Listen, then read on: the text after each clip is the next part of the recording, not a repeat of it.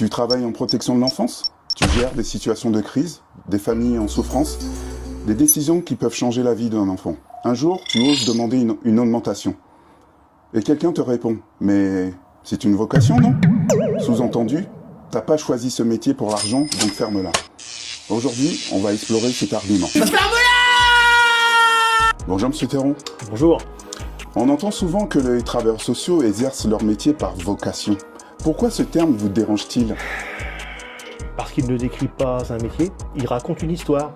Et cette histoire est presque toujours morale, celle de personnes qui se dévouent, entre guillemets, qui seraient animées par quelque chose de supérieur au travail lui-même. Le problème, c'est qu'en utilisant le mot vocation, on quitte le terrain des faits pour entrer dans celui de l'idéologie. On ne parle pas de compétences, de charge de travail, de responsabilité juridique ou de conditions d'exercice. On parle d'un éventuel appel, comme si le métier relevait d'une disposition intérieure et non d'une profession structurée. Et surtout, ce mot a une fonction très concrète. Il permet de rendre certaines revendications presque suspectes. Dès que tu es, comme on pourrait dire, vocationné, tu es censé accepter plus de contraintes, moins de reconnaissance et surtout moins de rémunération. Qu'est-ce que ce mot change concrètement dans la perception du métier?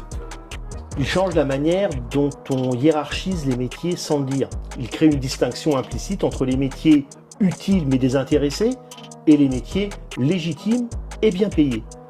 Dans cette logique, les travailleurs sociaux seraient du côté de ceux qui donnent, donc qui devraient moins recevoir. C'est là que le glissement devient dangereux. On ne juge plus le niveau de responsabilité, ni la technicité, ni la pénibilité. On juge une supposée intention morale. Et cette intention devient une excuse pour maintenir des écarts de rémunération qui ne sont plus discutés sur des bases rationnelles. Pourtant, il y a bien un engagement personnel dans ces métiers. Oui, et c'est important de ne pas le nier. Personne ne fait du travail social par hasard ou par simple opportunisme économique. Ou alors, je connais très peu de monde dans ce cas-là. Il y a un engagement fort, souvent durable, parfois très profond. Mais il faut être précis sur les mots. L'engagement, c'est un choix professionnel assumé dans un cadre de travail exigeant. La vocation, elle, suggère quelque chose de quasi inévitable, comme si la personne était faite pour ça, indépendamment des conditions concrètes. Et cette nuance est essentielle parce qu'elle déplace la responsabilité. Avec la vocation, on attend une forme d'abnégation permanente. En quoi ce vocabulaire influence-t-il les revendications salariales?